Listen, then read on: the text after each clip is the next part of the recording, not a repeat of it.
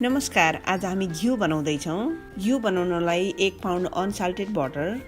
अब यस्तो एउटा स्टिलको बाक्लो प्यानमा सबै बटरलाई सानो सानो टुक्रा बनाएर राख्ने। यसरी काटेर राखेमा बटर चाँडै पग्लिन्छ। मिडियम लो हिटमा स्टोभ अन गर्ने।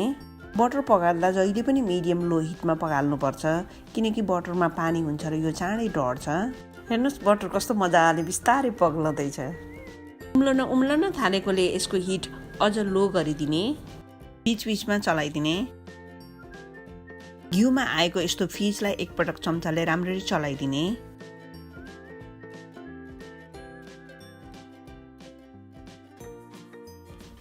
यसको कलर चेन्ज भएर यस्तो भएको छ।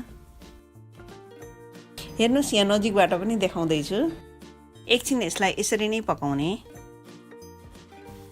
घिउ पाकेर यसको कलर चेन्ज हुँदै गएको छ।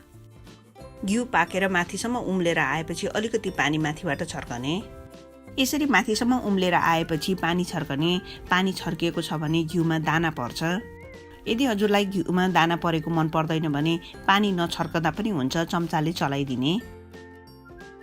भाँडाको छेउछेउ र तल गोल्डन ब्राउन कलरको भएको छ। स्टोभ बन्द गर्ने र स्टोभबाट छेउ लगाउने। यो तातो छ र अझै यसमा पाक्छ।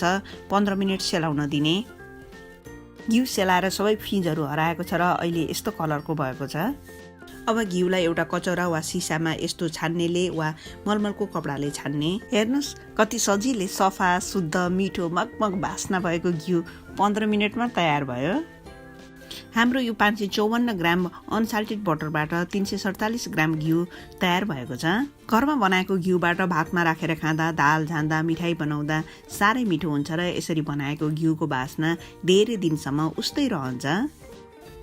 घिउ बनाउँदा राम्ररी पाकेको छैन भने 2 हप्तापछि ढुसी आउँछ भने, धेरै पाकेको छ भने डढेको बास्ना आउँछ। घिउ बनाउँदा ध्यान दिनुपर्ने, बटर पकाल्दा मिडियम लो हिटमा पकाल्ने। बटर पाकेपछि पानी छर्कने। तलपट्टि गोल्डन ब्राउन भएपछि स्टोभ बन्द गर्ने र 15 मिनट भाँडामा नै रहन दिने। अन्तमा घिउलाई छान्ने वा मलमलको कपडाले छानेर सिसामा राख्ने र बिर्को बन्द गर्ने। हजुरलाई हाम्रो भिडियो मन परे लाइक गर्नुहोस्, सेयर गर्नुहोस् र आफ्नो अनुभव तल कमेन्ट बक्समा फिडब्याक दिन नबिर्सिनुहोस्।